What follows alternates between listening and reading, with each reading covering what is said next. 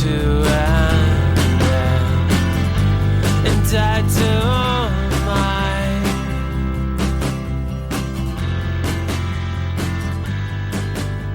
And maybe Welcome to Meet Me in the City, a musical podcast that I just messed up on the title. We're a little out of practice here. Welcome to Meet Me in the City, podcast exploring music through the boroughs of America.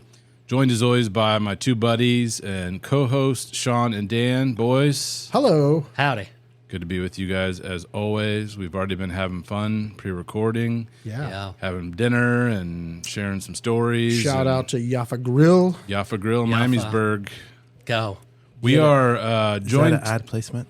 Yeah, it is. It now. could Need be. an ad. Yeah, we should ask Free them. sandwiches, I'll do it. Yeah, free. I mean, a half price. Right, yeah. We'll just come in. Yeah, we'll we'll just- pay. We'll pay full price. It don't Yeah, matter. we don't need sponsors. Why would we want How sponsors? about a Coke? Yeah. Bottle of water? What, Turkish Delight? Anything. Can I just stick my finger in your hummus, please? Oh, yikes. Not my hummus. No. Or mine. Or theirs. Okay, no hummus. pretty Hummus sure- is off the table, all right? I'm pretty sure the way you don't get sponsors is sticking your finger in somebody else's hummus. I can stick other things in. My elbow. I can stick my elbow in there. I know I'm just a guest, but we're going to have to rein in Dan. This Yeah, episode, Yeah, I think. thank he's you. That's what it rolling. appears to be. That voice that you hear is, and maybe this is why we're amped up, because we have on the podcast this time a friend of ours, man about town, who's been in and around the Dayton music scene for literally decades. I was thinking about this today.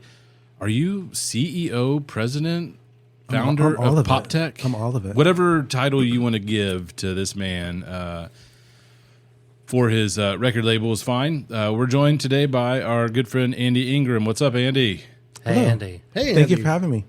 We're glad to. And We've to been answer your expecting question, you for some time. yes.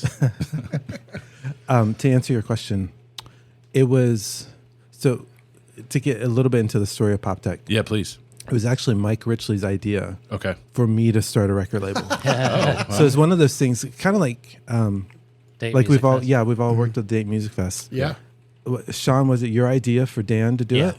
Yep. Yes. Yeah. So like Mike approached me with the idea because we recorded our second album, and like when he mentioned it to me, like it made no sense. Like I never wanted to start a record label, but then a week later it made total sense, and you that's where Poptek came from. Nice. And the So- rest is history. Poptek, Poptek. You can find them. We'll put links into show notes on Substack once we get to that point and this is released. Andy, we appreciate your time, and we have no notes on the table. I think might be the first time we got nothing. Yeah, it's Shawn's pointing to his dome. It's all up here. It's all in the brain. It's all in there. We've lived a lot of this stuff with you and been to your shows, and you've been to our shows, booked shows together. I mean, just a lot of history around the table. You designed the logo for our Meet Me in the City. Yeah, It's Meet Me in true. the Yes, City. true. Yeah. Yeah. Yeah. So and maybe Your hands are all over it. yes, Just not all over me. or the hummus, Or the hummus. either. I was Please. wondering if that was going to bring any. You know, Remarks. I wasn't going to say it, but Dan's trying to be good. yeah. It's hard. It's very Hard for him difficult. to be good. It is.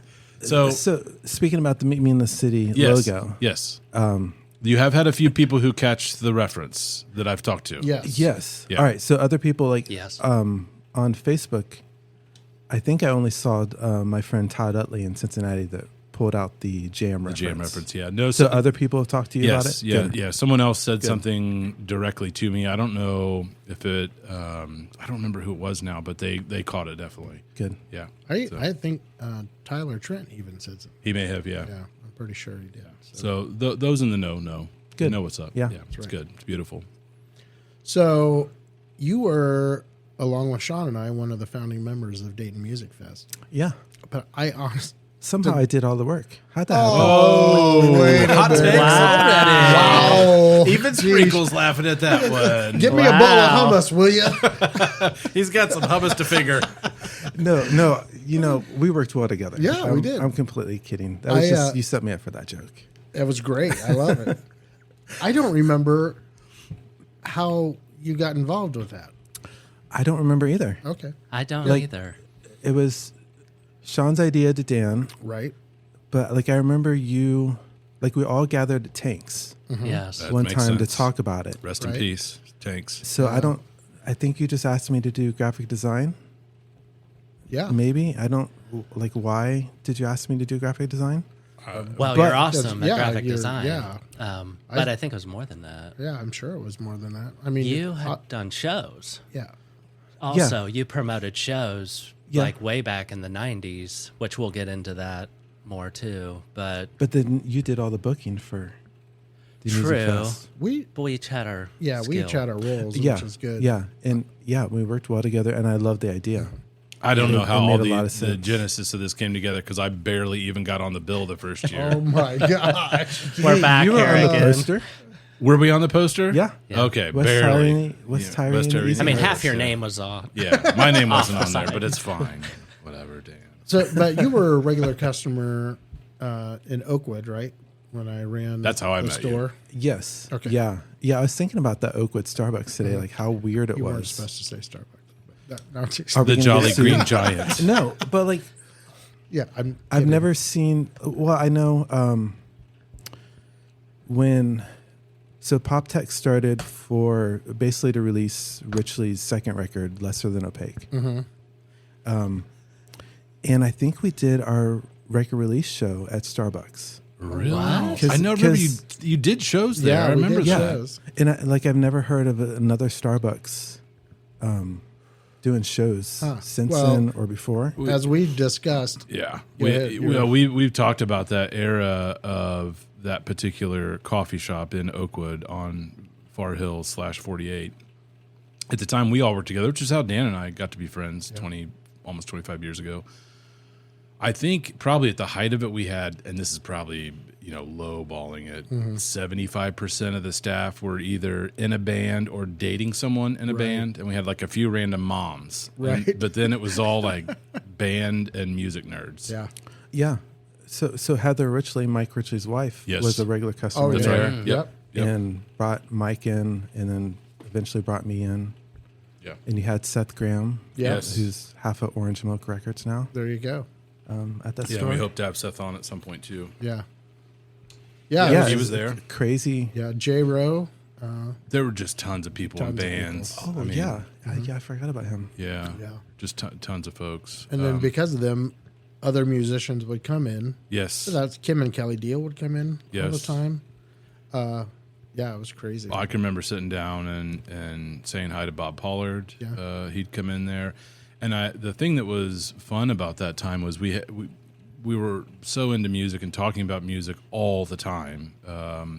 But when those kinds of people came in, it was basically anonymity for them. They could just come in and get their coffee, and no one would bother them except for the people behind the counter who were all like, "That was Kim and Kelly Deal that just stopped in and Yeah. picked up their coffee." Okay, well, this The is great. fellow drinkers had no clue. No, no. the people in the They were- cafe, Oh, glad. no, they just come in and out. I mean, when I have a distinct memory of sitting down and talking to Bob Pollard, he's just sitting at a little table by himself, working in a notebook, and I just kind of walked over and sat down and said hi, and very nice, but he wasn't being bothered by anybody else.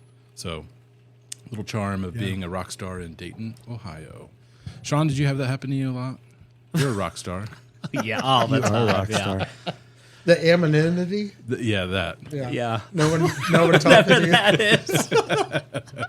All right, Let's go back. Let's go back, and then Let's we'll go hit way back. the Dayton Music Fest. Yes, you go. Let's go way back. Shawn. The early days of your life, right? So tell us. Dan likes to ask this question, Do you but wanna where talk did you about grow up? What? Not how you were conceived, but Right. what Please you're- don't tell us about yeah, that. We're But good. where did you grow up in Dayton? How did you get into music? Like your first memories of music. We'll ask some more questions after you get Yeah. into that. So I was born in. Well, I don't know. I don't remember. I think I was born in Good Sam Hospital. Rest in peace, Good Sam. Yep. Yeah.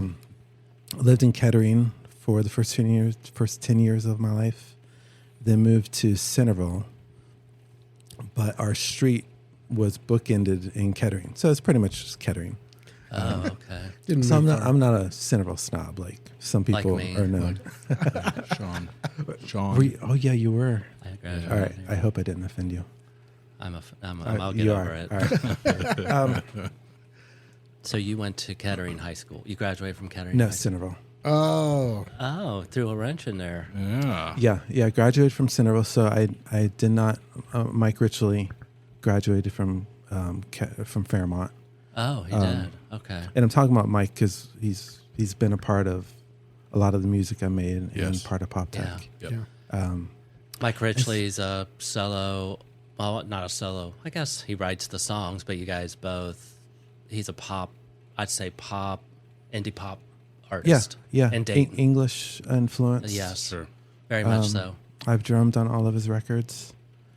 He recorded. My brother played bass. Wow. Shawn played on the last record that we recorded. I did. The record before that, we had our friends Allison Yates and Tim Thomas as part of the band. Okay. Cool. So Centerville is your origin story. How'd you get involved in or kind of catch the music bug growing up? It's kind of embarrassing. Like It's not embarrassing. We've already talked about all of our first you records. haven't even heard it yet. Well, Just wait. Let's hear All right, it. so I was it didn't Rich get- Mullins? No, Okay. no, even worse. I like that. So I didn't start playing music until college. So I'm very really? late to the game. Same. And like I wouldn't say my musical taste got good until college because in middle school I loved Milli Vanilli and Bobby Brown. Nice. Like high school was contemporary Christian music, DC Talk, Audio Adrenaline. Oh. The embarrassing part, I think my first concert Wait, DC was, Talk wasn't the embarrassing part? Stop it. Well, I think my first concert was Carmen Really? at Oh, UD wow. Arena. That's the Wow, embarrassing part. okay. There you go. If anybody And how old were you then? 30 30. No, I don't remember. Last Wednesday. Late bloomer. I don't remember, but if anybody, well, inside the Christian subculture, you know, Carmen Yeah. Yeah. does. It's just cheesy propaganda. Yeah. Um, Cringy. outside of the, subculture, just don't look them up. Yeah, Yeah. yeah. Yeah. If you know Save him, you know yourself. it. You know what he's talking about. If you don't, just move on. Yeah, but that was the culture I grew up in, and eventually, I got tired of like the propaganda, and there's also like Shawn, you were part of this this branch of Christian music, like the alternative scenes that Yeah. they were too weird for the church. Yeah. Yep. But also, what I would say you weren't really accepted by the mainstream because of the Christian connection, Yeah. or maybe not Some. Merlis Forest, but a lot of people in that scene. Yeah. And that's really where I became a music fan, like just the very artsy side of Christian music. But along with that, like I loved reading liner notes. I kind of got me into graphic design, just looking at show posters, liner notes, album covers, and then reading all the credits. And that's how I found out about the Smiths and the Red House Painters and New Order. So I had to go back in college and find about all these amazing artists. But yeah, because my fandom kind of became fanatical, like when it really took off with the Christian alternative music and like the broader artists that influenced them. Sure. It informed me in a lot of ways. It's just like how to make art, how to make music that wasn't propaganda. Yeah. Yeah. Dan, I know you want to ask it. Yeah. Do you remember what your first album was that you purchased with your own money? With my own money? It's probably something DC Talk. Okay. I don't remember which one. Yeah. New Thing. New thing. THANG. Hopefully. Yeah. Yeah. Hopefully it's spelled that way. And we're not But- bash, No, you know, no. and I should say, because I grew up, and well, a lot of us did. Even Tyler Trent was talking about. Yeah. Yeah, who's the pastor, which is really Right, weird. yeah. Even Tyler mentioned, you know, how he grew up and the music. He's listened to Petra and all that. Several people have mentioned stuff like that. Oh yeah, Yeah. Nate did. Nate I mean, did, yeah. that was when we were growing up. I mean, in the church. That oh man, yeah. Petra, Servant, Daryl Mansfield Band. I mean, Res just Band. Res Band. Yeah, That is one great thing about the church. It's always been very musical. yeah. Yeah, And Yeah. Yes. it that has. was passed down. Yeah. So, okay, you're on this journey. You're trying to figure it out. You're reading liner notes. You're discovering the Smiths and New Order. Let's give you a redo. What's, you're getting into all this sort Did of... I answer it wrong? No, you didn't answer it wrong. I was just wondering, like, once you got onto this sort of new sort of journey with music, what were the bands or the albums that pulled you into what's led to you playing music and creating art? I think probably. So there were. If I remember right, like I love to read interviews with artists, Yeah, and I remember yeah, me too. Joy Electric, who Shawn Morales Forrest played shows with. I remember him in interviews just talking about the perfect pop song, and I was so fascinated by that. Like I didn't know what it was. It's still like it can be a like pretty vague definition. Yeah. But the idea of just a well-written song like fascinated me. And around the same time, there's this band called Jatinder Paul. Do you remember them? Yes. No. I've Played never with heard of them. They were out of Olathe, Kansas. They did 4-track recordings on Velvet Blue Music, which is run by Cloud from Starflyer 59 and Joy Okay. Electric. Okay. But they would have fit in very well with the Elephant Six Collective, like the whole Beatles, Beach Boys revival of like the late 90s. Like Okay. a Montreal yeah. was a band on that. Yeah, right? but it's like all lo-fi, so it sounded like crap, but the songs were so good. Yeah. And I think those combinations, like I just started to think maybe I could try it. And then I think also along with that, you have New Order, who's amazing, but a lot of their songs are just 2-note progressions. And like the brilliance of their songs are the vocal melodies on top. So Yeah. like when I realized that, I'm like, I could try this. So I started to try it, and that was probably actually not probably. It was around 2002. I wow, had that moved late. yeah, but I had started writing songs. I had moved to Seattle. I was there for like 9 months. We released the second Richley record, but I started writing songs as XL47. So these were in Richley. Yeah, I drummed, but those were Mike's songs. Yeah. And a lot of the Poptek stuff has worked because I drum in a lot of the bands, but each songwriter has their own thing. Like they call the shots in each band. Like I play drums in Chris N, but I don't try to influence Chris N's writing. Sure. Same with Richley. XL427, it's my responsibility to write the songs. And like the guys will play the melodies that I'm thinking. But it's worked because we haven't thought about things. Yeah. Yeah. But XL427 was the first time I tried to write my own melodies, think of lyrics. So Yeah. I didn't realize it was that late. I didn't me either. either, man, because I had to have been like right well, and I'm before also a we all very met. slow songwriter too. So I started it in 2001, 2. The record came out in 2008, 9, Wow. Yeah. and it So was when only did- 6 songs. When did you start playing drums? Freshman year of college. Okay. What And actually, year I was started 95, 94, Okay. 95.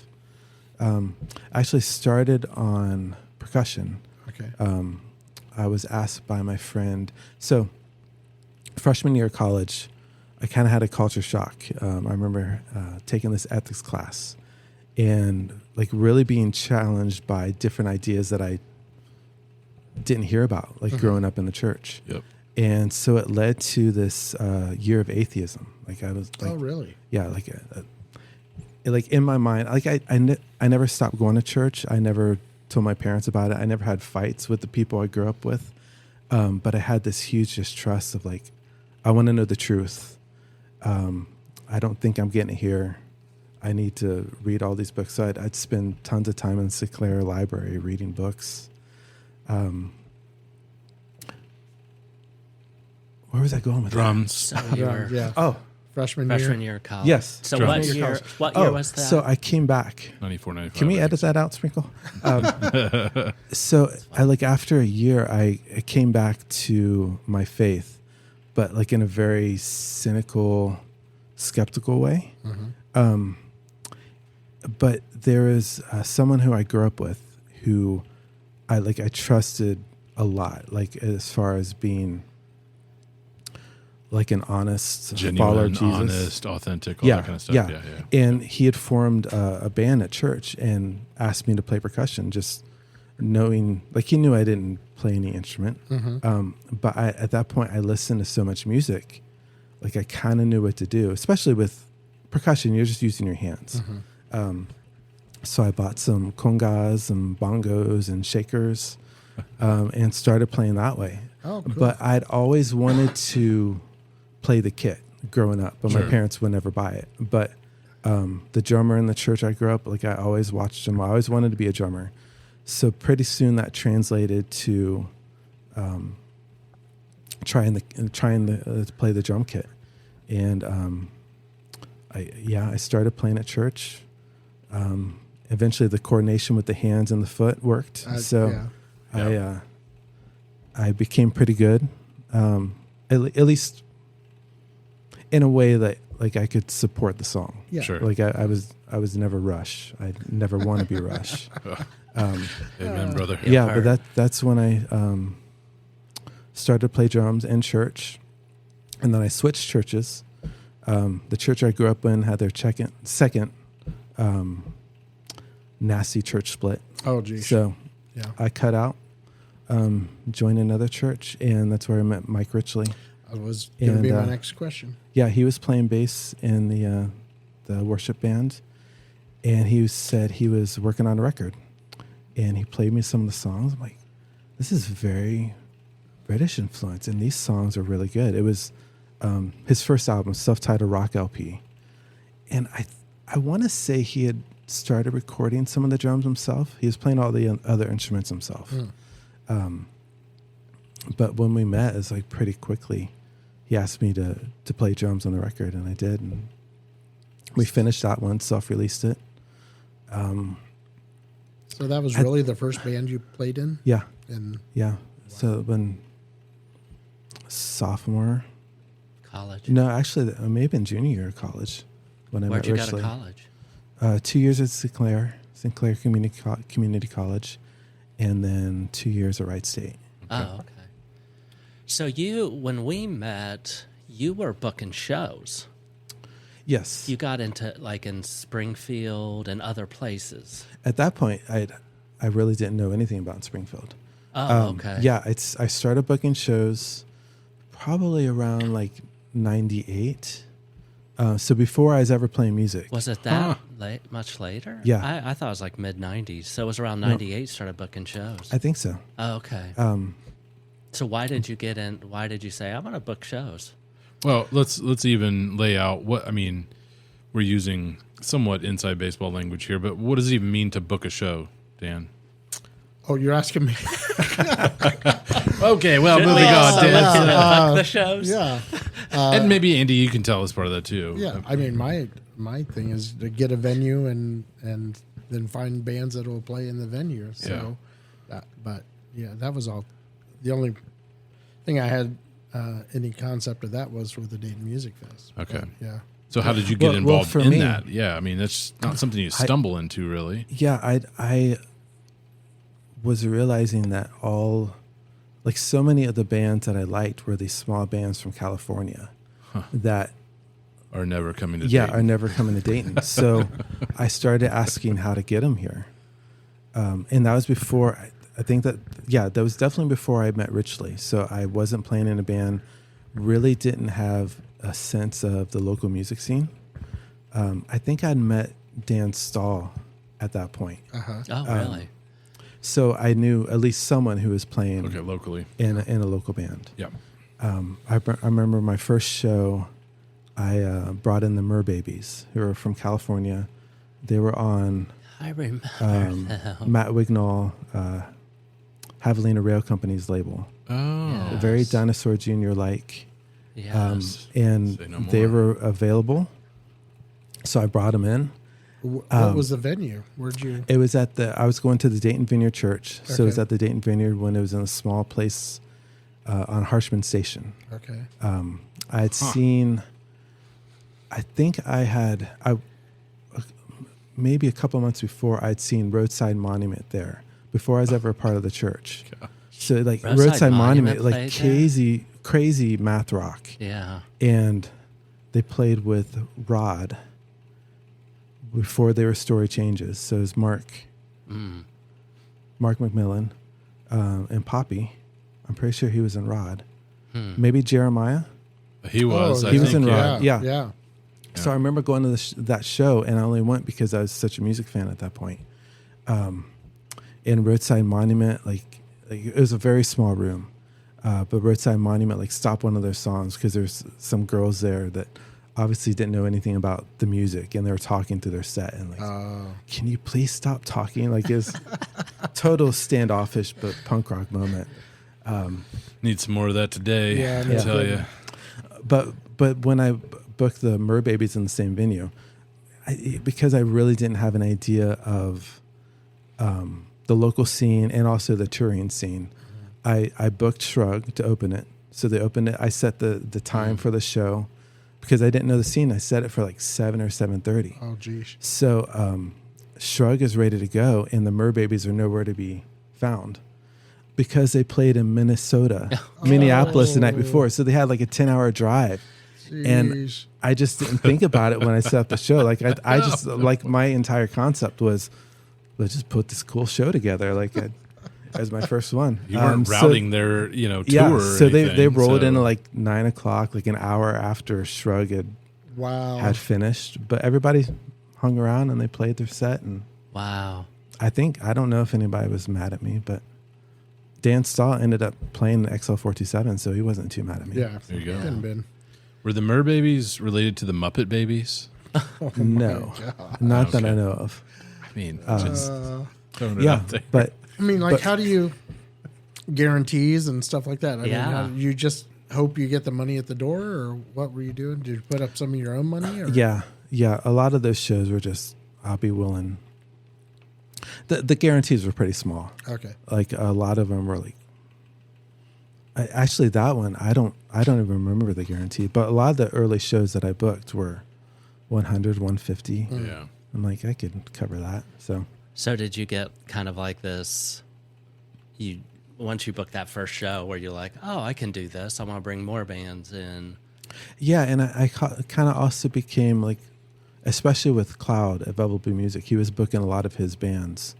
I became the Hold on, say contact. that. Cloud, say that again. Jeff Cloud. Velvet Blue Music. Velvet, okay. Yeah. All right. I don't think he was booking the Merbabies. So I don't know. I don't remember who I talked to about that show, but a lot of the bands thereafter, like the Calicos, Dennis and Whitmer on his first tour, Joy Electric, Starflyer. Unwed Sailor. I never brought them in. Okay.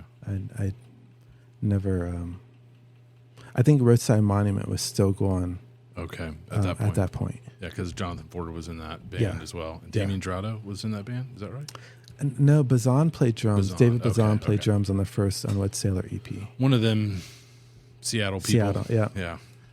Yeah. So, how did you end up in Seattle? You said you spent 9 months in Seattle. How did that come about? So I wanted, the original reason was I wanted to go out there and start a church. Okay. A little bit embarrassed by that because I'm not. Don't be- I Like did I'm not not. know I'm that. not. I'm not I that didn't- organizational. Like I'm not that type of person. But at the time, that was my intent. So my friends Tim and Allison and myself, who we all played in Richley, we recorded the second album and then bailed on them. All moved to Seattle. Oh, geez. They're both still out there separately. But I came back after 9 months. It's still, like, I'd visited there a couple years before I moved. So like late 90s, I visited there and was just amazed at how green everything was, and being so close to the water was incredibly enticing. And the music scene was, was incredible. And even when I was out there, like, I felt like the music scene felt very vibrant, and I felt like a lot of people knew they were like one connection away from like signing to Sub Pop. Oh, wow. Or signing to Kill Rock Stars, or what's that label that Minus the Bear was on? Suicide Squeeze. So it felt very, very vibrant, but I also did not get a sense of like a rock star attitude.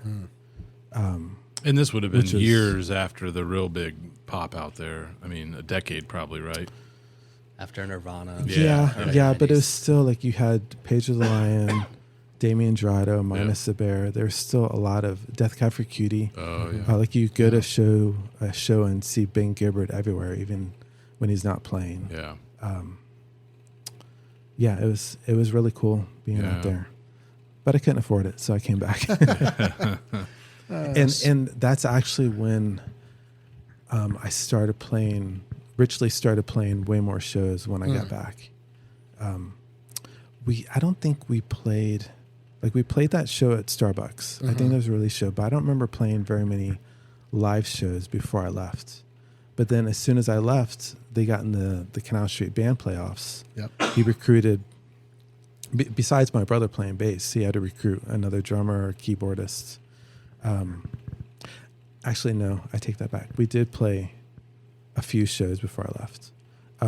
But when I got back, we definitely, we amped it up a bit. We were probably playing a show a month, which I think at that point was pretty good. It was very active. But also it seemed very regular. Like it seemed like a lot of bands were doing that. Yeah, I think so too. Where were you playing? Obviously, Canal Street. What? Yeah, Canal Street, Night Owl. Oh, yeah. Elbows.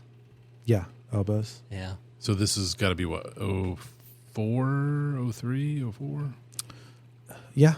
I mean, when did we start the Music Fest? 5. 5? Yeah. Yeah, so it would have been 03, 04. And that's the same time played that in Poptek Indianapolis. came. Poptek actually started when I was in Seattle. Oh, okay. When I was But living there, it's all like intermingled. It seems like, yeah.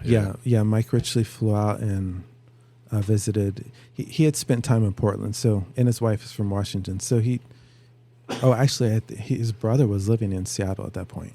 So he came out for other reasons to visit me. But we were hanging out, and that's when he proposed the idea of starting a record label.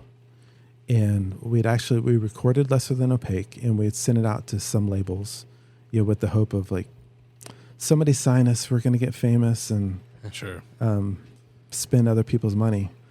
But the only reaction we got was actually from, and I don't know why they ever responded, but Poptek Records, who at that time was Death Cab for Cutie, they responded and said, "Hey, this is pretty good, but." Basically, I don't remember the terminology, but basically they said, if you don't create your own scene, like no other record label is going to care. And I think that's what really sold it, like the idea of starting a record label, because it made complete sense. And like, oh, all right, well, let's start Poptek to create our scene. And I think it's still at that time, my idea of creating a scene was around Richley. But when I was out there, I met Graham Travis, so we released his record. When I moved back, pretty soon met Chris N at Dingleberries. And for you. Is that a commercial there? Dingleberries for you. Whoa. Yeah. My place. That was my place. Oh, Yeah. yeah. I went I- there for all my music. I met him just going in and taking posters. Oh, really? Yeah, and then he invited me to some show he was playing in the parking lot of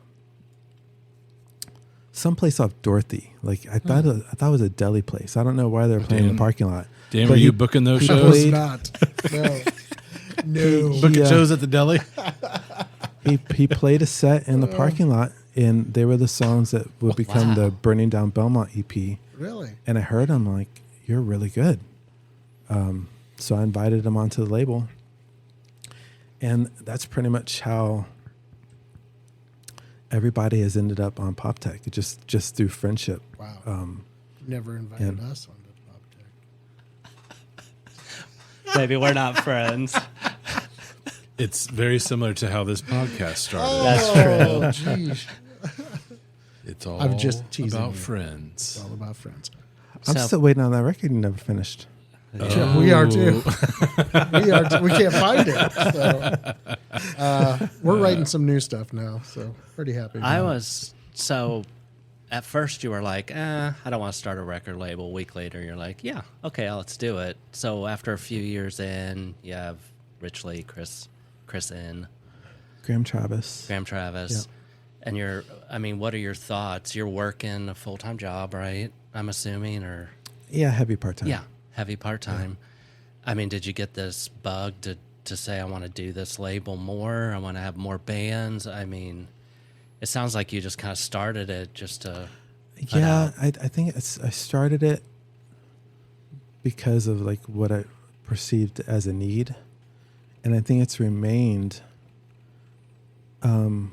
as a need, like not so much like a bug, like I need to run a record label, but more as a way to support my friends. Like, I think along the lines, like when I was trying to learn how to write songs myself, like the beauty of a pop hook in a strong melody just became something I was kind of obsessed with.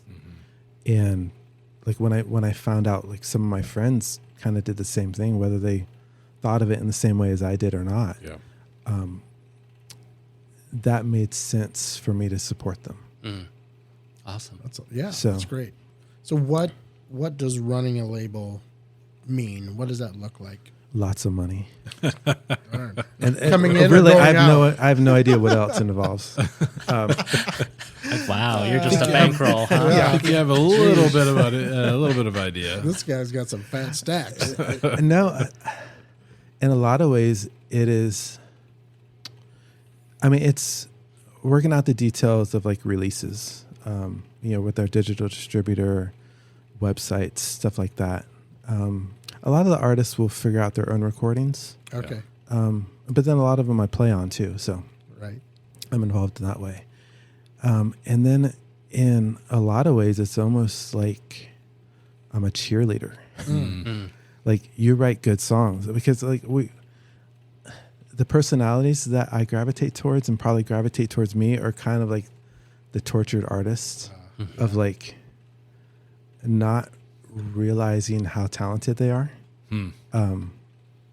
So I had this joke, like half of the artists on Poptek are on the verge of quitting like all the time and never wanting to play another live show all the time. Wow. And a lot of what I do is like encouraging them. Like Chris writes some amazing witty lyrics, and Mike Richley writes some amazing pop songs. The 84 Draft are just great Rock. all around. Yeah. And now I'm involved with helping Palm Coast, and they're just Saw that, amazing. Yeah. Yeah. I listened to that today. That the latest record that was put out. Yeah, and they have another one coming this year. Oh wow. Jeez. Yeah, another full length. They're machines. They write all the I time. love their stuff, and they're just genuinely nice guys. Yeah. Yeah. Which is Yeah. awesome. And then Golden Aura, which is Alex Scalia from the Florals. Okay. He's so talented, but he does graphic design full time, so he can maybe graphic design and taking care of his family is a priority. But his music is so great that I like sometimes I have to prod him a little bit let's release this record. This is really good. No, it doesn't need mixed for the 5th time. It's good to go. It's all right. You're an Yeah. artist. You're taming the artist. Yeah. Your PR and Yeah. So how many bands do you have on Poptek now? Off the top of my head, I don't know. Okay. I have to look at the website, and I don't want to do that right now. do you? But have, I will say we have. So the next Palm Ghost LP, which is at the printing press now, it's like imminent content then. providers. Yeah, it'll be out later this year. Okay. That'll be release 49. Wow. The Golden Aura should be ready for release 50 later this year. That's great. How many So- of those bands, artists, have connections to the Dayton area and Dayton? I know you've already mentioned some that don't, but how many of them are connected to Dayton? Most? Most. Palm Ghosts are in Nashville. Yes. OK Linden is in Cincinnati. Were they in Dayton at one point, though? They play Dayton a lot, but Okay, they're like Middletown, Hamilton guys. Yeah, we're not claiming them if they're from Middletown. And then Graham Travis and Slow Rivals are out in Seattle. Wow. So they're the farthest flung Yeah. that I still work with. So I counted. You have 15 All right. artists. That's 15 that's artists coming up on 50 releases. That's pretty Yeah, exciting. I Pretty didn't heavy. intend that when Mike proposed the idea of me starting a label, but it's just something I think I do and something we do now. Like we don't, none of us are making money off it, but it fits our lives and it fits our personalities, and the songs we make are important, at least to us. Yeah. Yeah. No, and that's awesome. It's fantastic, and I think it's a needed thing. If we're talking about developing, fostering, I mean, it sounds like you're, the encouragement champion of even your friends who are on your label. If we're talking about fostering a music scene, you need to have people who are willing to create art for the sake of creating art. And I'm not suggesting that that's exactly what you do, but it kind of sounds like you're still just seeking after that perfect pop hook, Yeah. a perfect Yeah. pop song. Yeah, and when I think that was the divide that happened when, like, I walked away from contemporary Christian music and a lot of music that was more thematic and less on the details of like how to write a pop hook or how to write a song that's actually good. So when I walked away from that, like I walked away from a lot of music that like now, like I would separate it like art as music as art or music as like celebrityism or celebrity building. Propaganda could be part of that, or like And however you want to define that. sometimes it bleeds over. If you're good, but not very many are I good said at that. sometimes. I didn't say all the time. Yeah, but yeah, I probably fault on the side of music as art Yeah. to a fault. Yeah. Well, I don't think that's a fault. I think that that's been one of the amazing things about talking to people with this podcast or through this podcast is we've talked to a lot of people who have been around the scene for a long time, and however you want to define making it, within music, most of the folks we've talked to haven't, quote, made it. Yeah. Even the ones who've had really, really near brushes with success and just crazy stories. But almost everybody we've talked to is still creating and making music, which I think is, I think that's amazing to me. That you have people creating art for the sake of creating art.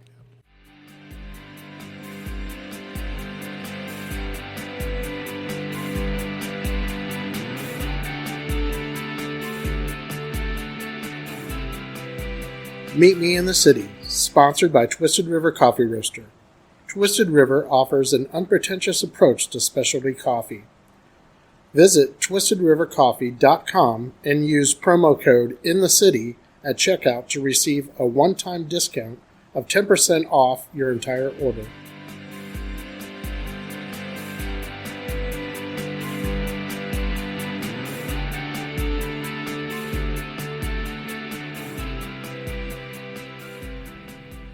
This episode of Meet Me in the City has been recorded at B&G Cigar Lounge, your home away from home, located in West Carrollton, Ohio. You can find them at 319 West Central Avenue. They have an ample humidor, all of the supplies you can need for your cigar smoking pleasure. We hope that you will stop by and support them as they are supporting us on this journey.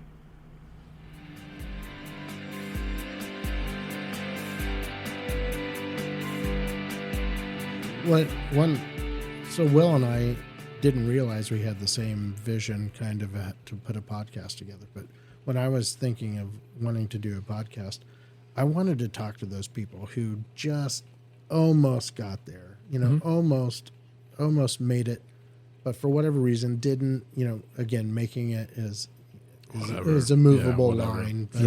But, but to see what motivated them and what kept them in it and what, why music.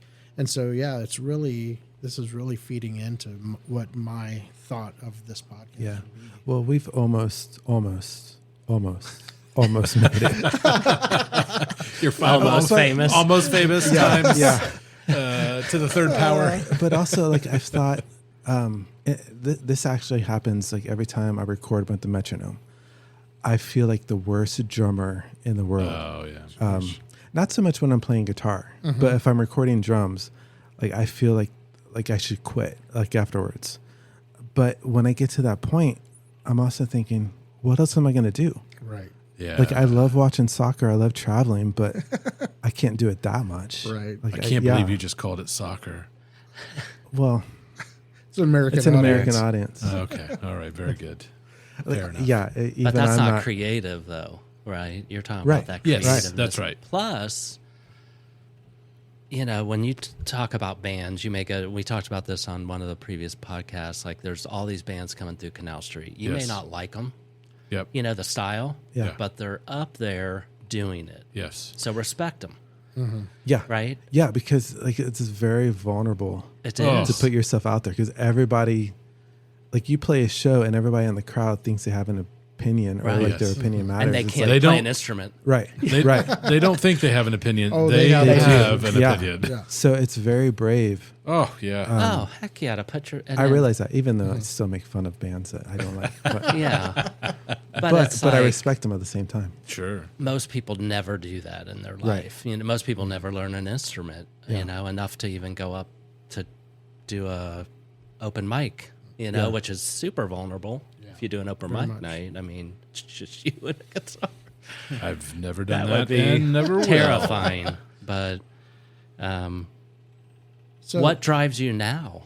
That's a great. What drives, I know you've been writing for XL, writing songs. I know it's Yeah. a slow process for you, but tell me about that process and what takes it so long? Are you, tell me that. are you a perfectionist or are you just ideas Yeah. are slow to come?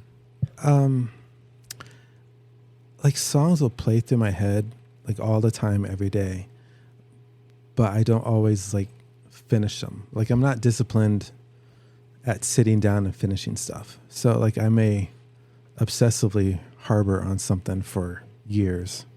I need to a be verse better. or a chorus Yeah, or something? yeah. I need to be more disciplined in finishing stuff. But it's also easier for me, in terms of XL427, it's easier for me to go play drums with Lost Friend and do a record with Lost Friend like we just did. Or Well, because the songs are already there, right? Yeah. You're just. yeah, well, in drumming, it just comes more natural Yeah. to me. Well, I know. Right now, Kristen and I are working on another record. Oh, cool. And it's easy for me to figure out his songs. Right. Yeah. Set this aside and Yeah. you don't have to worry about it. Yeah. Yeah. That's why, and for me, I don't feel with writing songs, I don't feel capable enough, I think. I can come up with an idea. I might come up with a verse or two, but I don't know how to play it. I play very little guitar, not a little guitar, but play a little guitar. And We'll get a picture of that up but on episode notes. But for me, being with Shawn and bringing it to the band, I guess what I'm getting at is when you're writing for XL, is it, and you're doing it all by yourself, is that daunting, or do you bring your Chris in or you bring somebody in and say, hey, I have this idea, what, can you help me out with it? No, it's not daunting. Okay. Because I'm too obsessive. Okay, there you go. Do you present a half song to like them to say, what do you think? Or do you have to finish never. it before you? Yeah, I have to finish it. Okay, before you present it. Yeah, Okay. because I don't want to be ripped by my own band. I don't want to be embarrassed by my own band. Like, Maybe that's what I'm doing wrong, is I don't finish it, I just bring them. Just don't bring Just- parts. Know your place, Dan. Yeah. Either bring us a song or stay home. Yeah. No, I think that says a lot, though, when you say that. Like, That I'm I obsessive can't, well, or no. possessive? I mean, it's fine to be obsessed. It's your music, right? Yeah. Yes. Why not be obsessive? But that you have to have it complete, right? yeah. Because it's all on you, essentially. And then you're saying, this is the songs. Yeah. Well, then- and I do realize what is in my head changes when we go to record.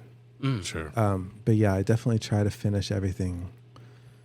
Vocal melodies, lyrics, guitar melodies, bass line. So So you're writing all that. Bass lines, other I try to. other Yeah. guitar parts. Yeah, but it's funny when we go to record. Mike Richley, talking about XL427, Mike Richley is very happy with like playing what I write. But then we also have Christopher Palacis, who is not very happy playing what I want him to write Well, that's or what what I- I want him to play, and he'll just, okay, I hear you. I'm gonna do my own thing, I guess and that's it what comes out good. Yeah. Comes out great. I was but- going to ask, do they have leeway in the parts? Yeah. This is the basis, and this is the structure, but is there leeway to it? Yeah, but I also realize, like when they have melodic ideas, a lot of times it's going to their band. So it's basically the responsibility for XL is on me. Gotcha. The responsibility for Lost Friend is on Placis. Richley is on Richley, so forth. Shawn, if you want to start a band with me, in case you don't like Dan's ideas, Hey. you can bring your ideas to me. I can't sing, but That's all right. I can't sing either. false. I can't do anything else. Let's go to the Music Fest. We talked about that kind of in the Yeah. beginning, and you guys talked a little bit about how that came together, and Shawn prodding Dan, and somehow Andy. It sounds like nobody remembers exactly how Andy got involved, but I think those I first. appreciate you inviting me. Yeah. Well, I think it had to be because I'd seen something that you had done graphic design wise, or it was because you were booking shows. It had to be that way. I mean, because basically your main focus on the Dayton Music Fest was the poster design, the ticket design, and that type of stuff. Right? We have to make sure too that Sprinkle, if you can remind us, I think we have pictures of several of the early posters, especially the have- ones you would have done. Yeah, I think I have them all. Yeah, make sure we put those up, especially. And I don't remember. Would you have done the artwork on the first? How many years? Ever. I think I did the first three. I First have three. copies of the first two on my wall. I think you did all. I think you five did that all we, of 'em. that we ran. Really? Yeah. So I don't remember. Like I I don't have- have the artwork for the third, fourth, and I fifth. got them then. all. All right. So I'll give. 'Cause, I'll give you. I mean, you were couple. the person to do it. Yeah, we didn't know Even anybody if you else. weren't Well, a part of it. Or if Dan shows you, you can deny doing Yeah, it. that's true. Depends how good it is. My favorite is still the very first one, where it's the circular I parking know. lot I and love all the that. kids from the 70s. Yeah. That They're was hanging just off. amazing. That is yeah, so good. I actually just hung that on my wall at my relatively new house Yeah. a couple weeks ago. Oh, Oh, And I was really? looking at that again. nice. I don't know where I stole those photos from. We probably would have gotten sued if they weren't so old. I don't remember what it even looks like now. Oh, that's I awesome. I remember Yeah. the It's map. a circular parking garage, Yeah, I and have people them are on my hanging phone. I'll their show feet them over to the you. Man, edge. And I Yeah. think it was a vaguely parking remember. garage that led to the old Shiloh Reichs downtown. Oh, That was a okay. circular parking yeah, garage. Yeah. The corner of Ludlow and Yes. Second. Yeah. Oh, It wow. that was one of my favorites. Also, I was like, that is so cool. Yeah. But yeah, I'm sure I got them from like an old newspaper article because they're definitely dated. Like they're worn photos. Did you play that first year too? Yeah, Richley did. Okay. Where did you guys play that year? Do you remember? Did we play You guys Elbows? I think you played Elbows. played. Yeah, and you all, Yeah. Gem Seed Rockers played. Trolley. No, it was wasn't Oh, it no. OE OE. Oregon Right. Express. Yeah. Oh, yeah. Yeah, we played Yeah. Trolley. That's right. OE. Our band played Trolley. We played the first slot so we could. Yeah, with your ascots. Oh my gosh, that was terrible. You were wearing ascots? All of them They were. were cool, dude. They were not cool. They were They not were cool. cool. Don't tell. For a minute. Do you guys remember how perfect that night felt? The very first one? yeah. Because we went into it We like had no clue. Yeah, it was just an idea. Like, all right, let's try it. We don't Yes. know if it's going to work. And then we had like 700 people, something way It was beyond our crazy. expectations. And Yeah. that, I think that was the first moment in relation to music that I felt like it just like a perfect night. Yeah. Yeah. It was And then awesome. it's happened a couple other times since then. Richley played with the Pernice Brothers at Canal Street. That was a perfect night. Wow. And then we started doing the Communival Festival at my friend's farm in Yellow Springs. I went to that at least once. Yeah. Yeah. Well, those are funny because I was completely stressed out leading into it. And then the night happened. And like the night and like the day after was, that was awesome. Let's do it again. Yeah. Say the name of the festival again. Communival. Yeah, which was basically just a friend festival, right? Yeah. Yeah. Yeah. Like a private Poptek festival. Yeah. At my friend's farm in Yellow Springs. Yeah. How many years did you do that? I think we did 6. Wow. We did 2 consecutive, then I got sick, and then like 2, or actually maybe 4 more consecutive. Oh, okay. And then my friend sold the farm, and we've been looking for a place to do it since. I think going back to the music fest, I think the first couple years felt like that. Oh yeah. The first year in particular, and I wasn't in the planning part of it that first year, but played, and it just felt like there was a buzz going on, leading up to it and I felt through that it. the first year. Yeah. That second year was so much work that I was pretty much out of it after that. Was that second the Yeah. year that Canal Street got added? I think so. Yeah, It was either the second or third. Foundry was. Oh yeah. Oh, I forgot a about disaster. the Foundry. Foundry. Yeah. Oh, my Should I gosh. mention that? Who would have played there? Where don't was 8-Bit it? Revival played there. Okay. The Foundry was over there by where Warped Wing is now, right? Yeah. Oh yeah. Oh, yes. Yes, the That's sound was so right. It was terrible really in there. bad. Oh, And they were man. late the whole night. Oh yeah. They were Yeah. really- I forgot about that. I don't think it was that year. It was a night out one year, and they didn't. Oh, it was Blind Bob. It was Blind Bob at that time, and they didn't communicate with anyone that we were supposed to. We had the bands booked. We had everything.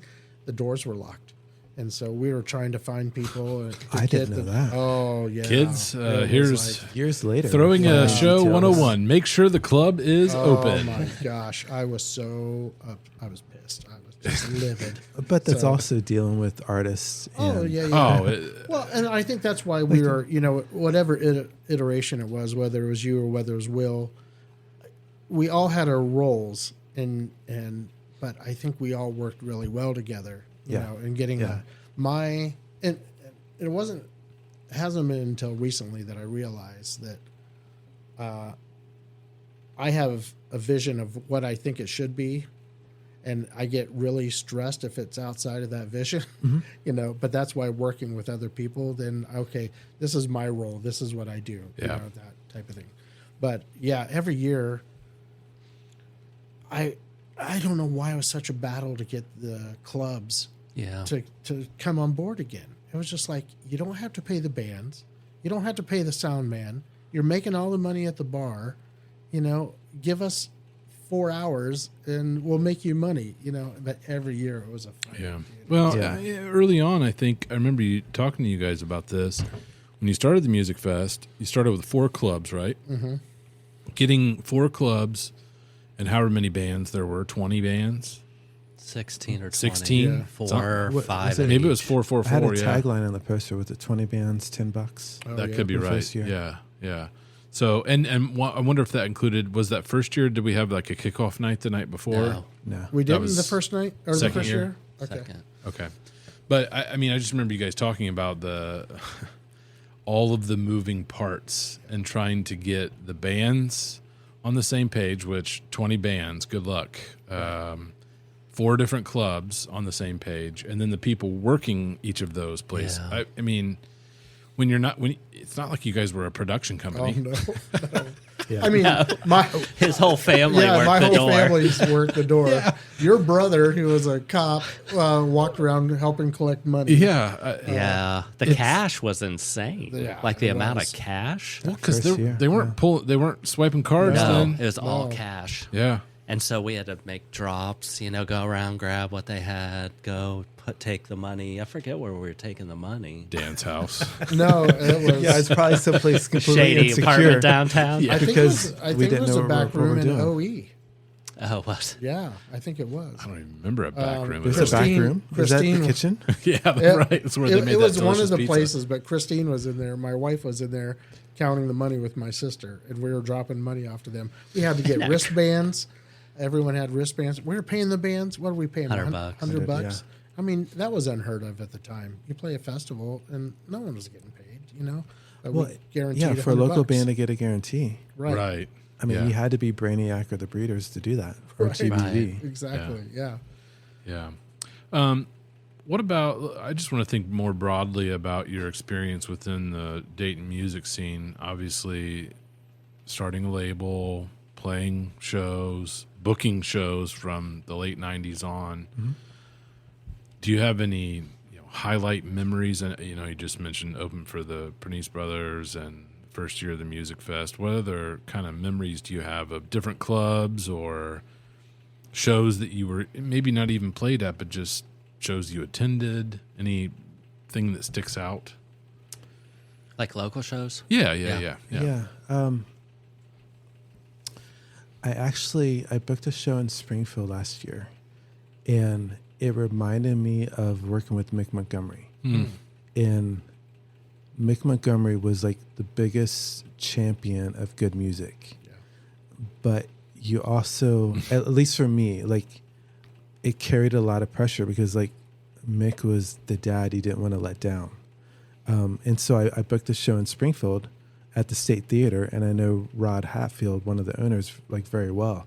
And I didn't realize it till the night of. Like I was putting that same pressure of like, I don't want to fail Rod Hatfield. Yeah. That hadn't really experienced that since Mick. Really? But yeah, I love playing Canal Street because he loved music. Yes. Like he wasn't just all about the drink sales like some venues are. It was a listening room. Yeah. Yeah, we've had a lot of people come on and talk about Canal Street and Mick, and it's just this town wouldn't be the same without Right. Canal Street Tavern Right. at all, or Mick Montgomery. So. Well, and there were a lot of clubs that came and went. I mean, we were all playing around when Elbows was the thing, and I loved Elbows. Yeah. It was a great club. Yeah, it was. And we had some great shows there. Jay Madewell was booking them Oh, for a long that's time. who with Oh, booked us. that. really? Yeah. Oh, cool. Yeah, I mean, there are others too. I mean, Trolley Stop has been pretty consistent for decades. I mean, but they still just nothing else had the vibe or feel that somehow Mick had fostered there at Canal Street. Yeah. It was just a great place. I mean, if you were a musician in Dayton, that's the place. Yes. You wanted to get a Yeah. gig. You wanted that approval. Because then you're like, okay, now we're all right. Yes. Right. Yeah. We can Exactly. play other places, Yes. but we play Canal Street. Yes. You know, Yeah, and but- Mick's like, give you that chance. Yeah, Right. I went back to that database. Someone had put together every show that was played at Canal Street by going through Mick's books that he kept. I guess is what we were told. I think did Katie from Real Lulu tell us that? Was it Katie or Jamie? I can't remember. One of the two. Yeah. And you can go through, and I counted it up just in like the couple of years that we were playing out and about. We played there like 10 or 12 times, and I don't even remember playing there that many times. But I'm sure all of us did. Yeah. You know, and Oh, yeah. those spurts of time when we were booking shows, playing shows, all that kind of stuff around town. So, how did you get into the graphic design stuff? Was that something that you studied in college? Was that No, it was just when I started booking shows. because I was a music fan that read liner notes, I just paid attention to covers and posters. So I started making my own posters for the shows I booked. And the early stages were just all Xerox copies. Xerox. It wasn't until I started playing with Richley that I started silk screening my own posters, which is kind of my calling card now. Whenever any of my bands play a show, I'll silk screen. I have show poster. I have a silk screen Richley poster up at upstairs. Which too. one? What's the date? I don't remember. I never put but any years on them. No, it kind of reminded me of James, the band James. If I can remember, it's like yellow and blue and. Is it the one we played with Gym City Rockers? Yeah. All right. Yeah. That circles. Yeah. Yeah. That's it. That's I exactly just it. like sometimes I just get into shapes, and that's the bulk of the design Give us idea. a picture. We can. Yeah, I we can will. share that. Like I said, I have every poster from the 5 years that we did it, and I know you did it. Yeah, it was us, Gym City Rockers, and Joe Anderl. Yeah, Where was it at? Was that Jags? I think so. Jags. It was Jags. Yeah, that was a fun place to play. Yeah, I didn't play very many shows there, but Man, she loved us, and so like we played there like once a month. It seemed Really? Like I forget what her name that booked it, but anyway. Yeah. I don't recall. So you just started doing it on your own, and what Yeah. what influences you on your graphic design? the amazing designers like Von Oliver from V23 and 4AD, like the Pixies album covers, the Breeders album 4AD. covers, Red House Painters, Andy Warhol, the Sub Pop designers Jeff Kleinsmith and Jesse Ledoux. I don't speak French. Oui, oui. Oh, a big one was I love the Morellis Forest that Norman Jean Roy did. Your first album. Yeah. I loved that cover. There's a guy named Jason Pickersgill, who did like the Prayer Chain, Starflyer, Velour 100. He did a lot of album covers that I love. So those are the big influences. Like all record sleeve designers, and not so much. Besides Warhol, not so much like fine artists. He also did record sleeves. Yeah. So it's okay. He counts both ways. Would that be Velvet Underground? Something like that. The yellow banana. Or pink. Is it pink? I think if you peel it, Why would you peel it? How could you peel it? a lot of people did. Just telling you. There's different values placed on it, whether it's a peeled or unpeeled. Okay. Pretty sure it's pink underneath. Okay, I think we have the unpeeled. Can I answer your question for the second part? Yeah, please. I don't even remember what the second part was. Well, you're talking about like highlights. Oh, yeah. So those were highlights as far as live shows. Yes. And like I will say, like I'm not just being like a fake PR person. Like I'm really proud of all our releases with Poptek. Yeah. But like recording the Thankful Parade with Chris N was a highlight. We recorded that with Micah Carley up in Troy. He was a guitarist in Hawthorne Heights. Okay. Oh, wow. That's my only studio experience. Really? Everything else we record ourselves. But I love how that record came out. Songs are great. The recordings are great. I love Richley Plays Exotic Destinations that Shawn played on. I love the sound of that record. I love the songs. It's good. Really good. I love how we're a Dayton band that is trying to sound English, which is That's awesome. it's very much a tradition On of brand. Dayton indie rock. Yeah. Right, yeah. It is. Yeah, wasn't Tyler talking about fake British accents and all that too? That's how I It all learned to goes back- sing. Is it? Yeah. Nice. Like when I started to sing, I was of course listening to British music. So That's awesome. there's still letters that I still sing in a British way. I'm sure. That's awesome. You have studio equipment, right? Yeah. In your house. Yeah. Is that where you record a lot of the different bands, or? Yeah, it On the depends on the label. band. Yeah, Yeah. the 1984 draft And I love their records too. Like I didn't mean to mention those records and leave anybody out. But No one's they will listening. usually record with their own group of people that they've recorded with. But as far as like Chrisen, if he's not recording himself, I'm recording him. Lost Friend, Second Best, La Albatross, I'm recording all those. Oh, okay. XL, I'm recording. All the Richley stuff, Richley recorded. So I learned a lot of stuff from Yeah. recording with Mike. Okay. And do you have your studio? Last time we spoke, it wasn't set up. It's set up now. Awesome. Yeah, and just the second bedroom in my house. So Cool. Can Gem City Rockers book some time in your studio? yeah, seriously. Yeah. Yeah, but I can only fit one person at a time. Oh, shoot. Dan, you go in. You're up first, buddy. You're up first. Just sing. It's an a cappella record. It'd be great. Dan's like, it's done. We ran done. out of space in the room. Hold all my gear up Not here. tape. I'm not that big. Come on. Andy, what you don't think Dayton or even Poptek? Just a question, because I know you're like the rest of us around the table, or you're just music nut about particular bands and genres. Even what's a band or an album that you love that maybe we wouldn't guess based on anything you've said so far? Besides Milli Vanilli, you've already said them. yeah. Don't say XTC. We would guess them. No. Actually, I don't really care for XTC. Me either. I don't like them. I mean, They're since it's too working, British. Since it's working overtime.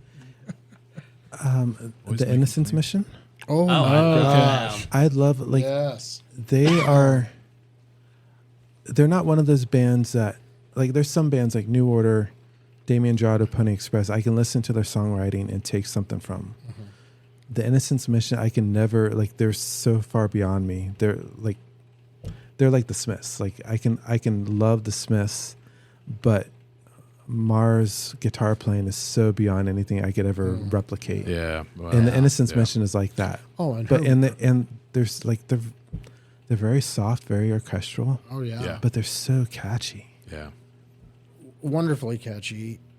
The music is almost ethereal. Yeah. You know, and her voice it's amazing. Have you heard any of the recent records? No. Yeah. Like they're still making amazing Are stuff. they? Yeah. No, I haven't. I need to. Yeah. Like if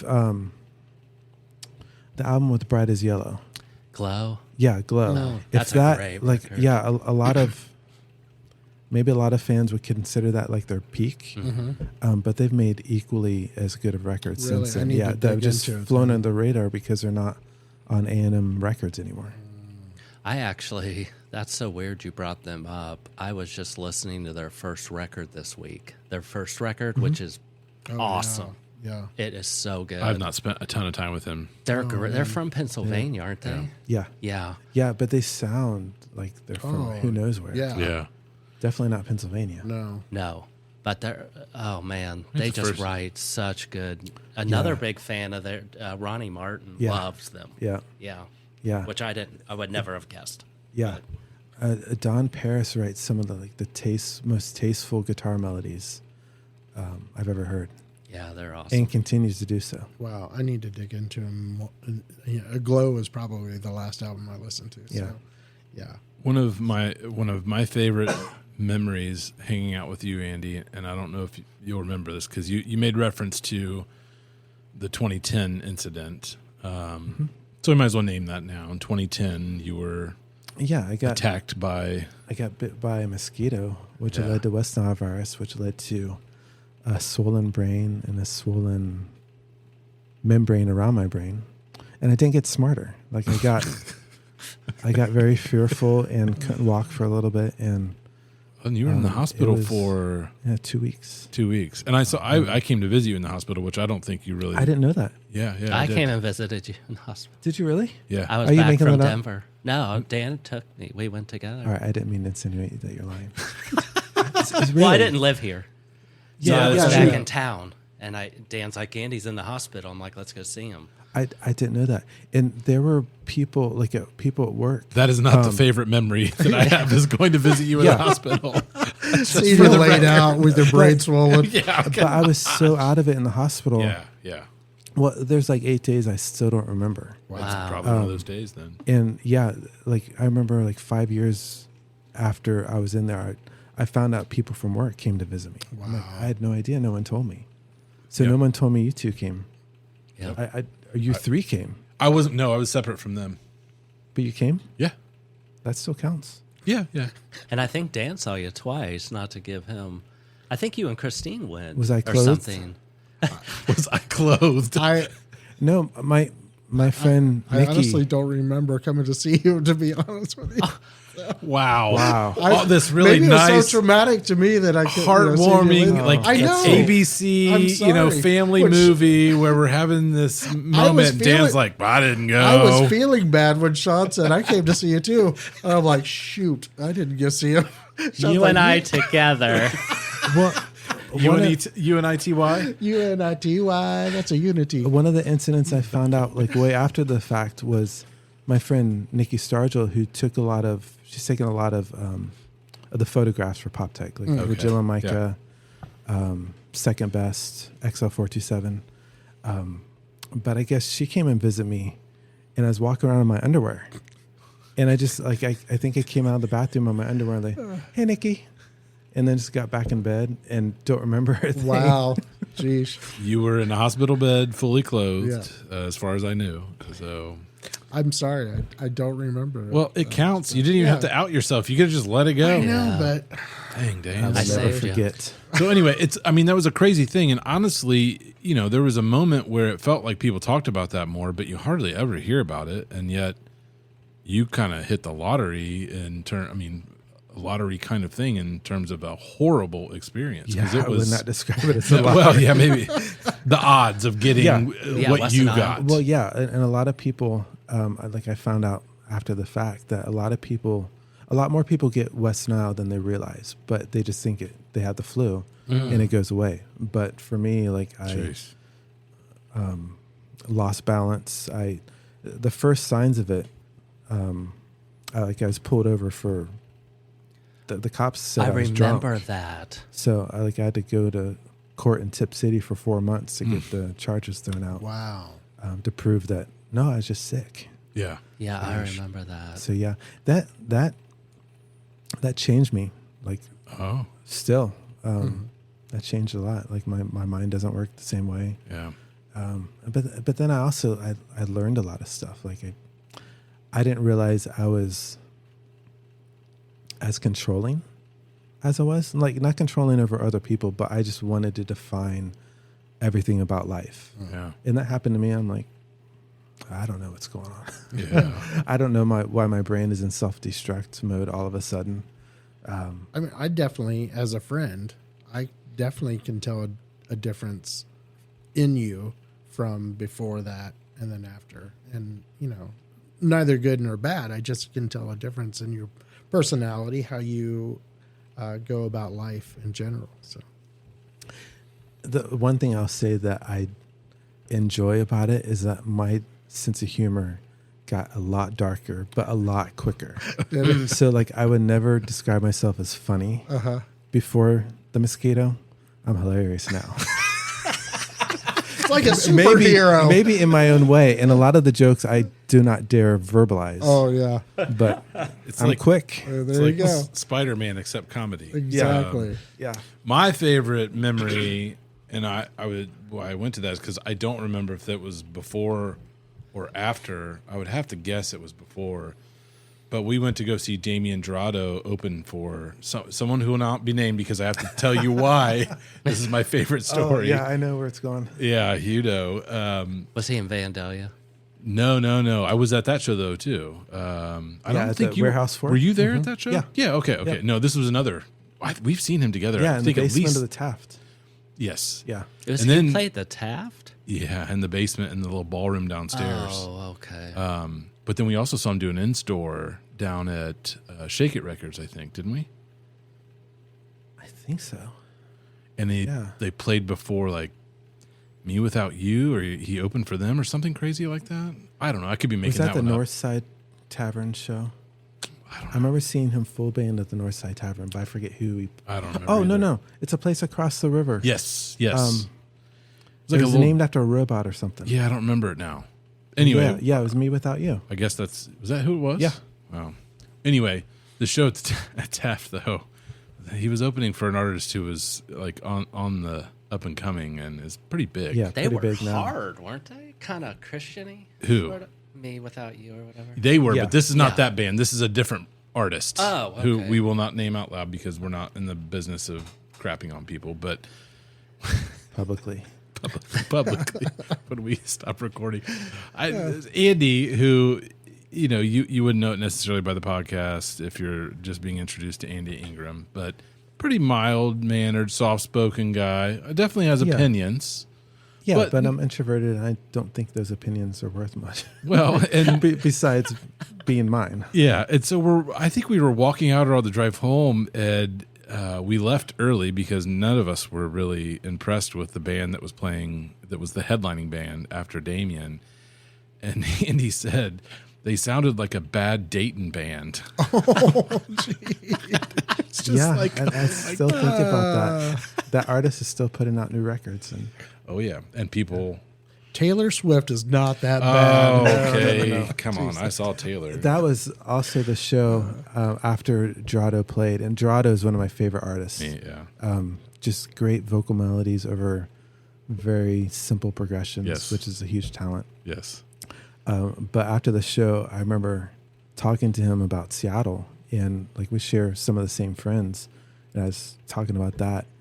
And at the end of the conversation, he goes, "Hey, it was nice talking to you." And my response was, "Me too." And I turned around and walked away, and instantly knew I just made a fool out of myself. Me So that's too. why I don't like talk talking to to myself. anybody that I respect. Yeah, that's great. That is. Dan, Shawn, do you have any other questions? Thoughts, comments, concerns? So you said that the 49th album release is coming up, and then 50th. Do you have anything big planned for the 50th release for Poptek? Well, it's Golden Aura, so it's going to be good. all right. Yeah. There you go. Yeah, we'll just release it as another record, though. Okay. But it's a good record. Nice. No big Alex- Oh, celebration. so I did have a question with. Didn't you talk to me about distribution? But didn't you also like have a collab release with somebody in London? Yes, the last two draft records. Okay. Am I thinking about that right? We've co-released. Hold on, no. Makes Good Choices. Actually, I don't remember now, but definitely the last draft release through 1984 NFL draft. Yeah.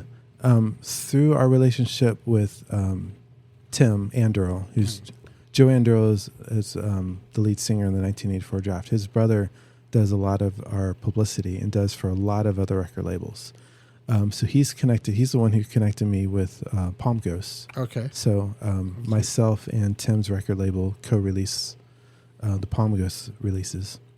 But the last 1984 draft, we also brought in Sell the Heart Records from San Francisco and Engineer Records, who are in the UK. Okay. So it just helped expand our distribution. And like the draft record actually made it to Madrid, Spain. To Did it record store really? there. Yeah, so it's a thrill. That That's is cool. awesome. Pretty neat. Pretty neat. It was very neat. Shawn? Thank you, Andy. Thank Yeah. you, It's a Shawn. pleasure. Andy's Thanks for being awesome. I mean, A great guitarist. oh gosh, thanks. But Andy's Oh. No, really, say more. no. Come on, do I'll leave a not little say bit of more. This a is little bit about- of blank this is space about here. Andy. But Are you going to have another Marlis Forest episode? no, You wait, should. not on Like this platform. Oh, he has episodes every night thinking about it. Kind of seizure episodes, PTSD. No, but it's awesome to have you on. I mean, we've known each other.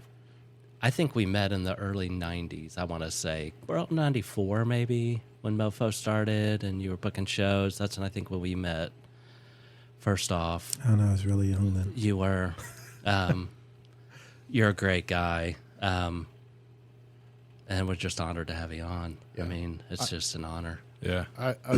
I said jokingly, but we have been wanting to have you on for some time. So I'm glad You're our we can first label, finally too. Yeah. Oh, I mean, nice. you're way Yes. more than your label, but we're going to start doing labels in Dayton, and you're the first label that we've brought on for the podcast. So, So check it out. Thank you. Poptek, Poptek. Lots of good stuff on there coming up. Andy's some bands releases. on, many bands he's in is on there. Yeah. Just check them all out. Yep. Andy, thank you so much for your time. We appreciate you Yeah. joining us and look forward to hanging out soon. Yes. Yeah. Thank you for having me. Thank you for allowing me to say anything stupid that I did. Hey. It's okay. It's all safe here. Yeah. And it We're won't, stupid. and none of it will be edited out. So That's right. that's all right. Straight up. It's all You're doing sticking. great, Sprinkle.